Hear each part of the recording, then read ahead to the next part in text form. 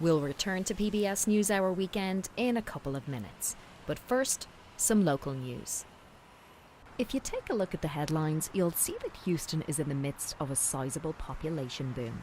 But if you're assuming most of this growth comes from people moving in from other parts of the country, think again. About half that growth was natural increase.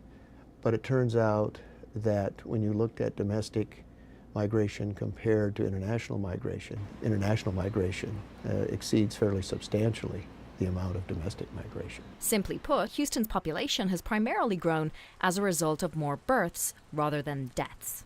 And only a small percentage, 12.5%, according to Murdoch, of new residents are actually coming from the US. A drive to the suburbs, however, tells a different story.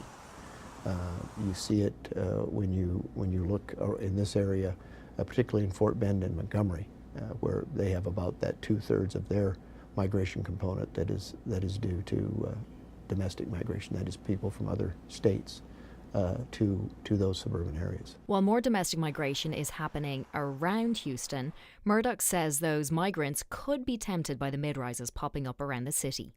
But regardless of who moves here, Houston will continue to grow. If you look at these numbers, for example, they suggest that both the county and the city will have greater growth this decade we're in, from 2010 to 20, than it did from 2000 to 2010. We believe that growth is going to be increasingly diverse. In the last decade, for example, in Texas, about 11% of our growth was due to non-Hispanic whites.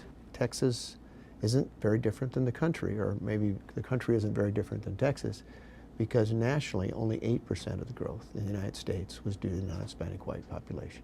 For Houston Public Media, I'm Edel Howland. Now back to PBS NewsHour Weekend.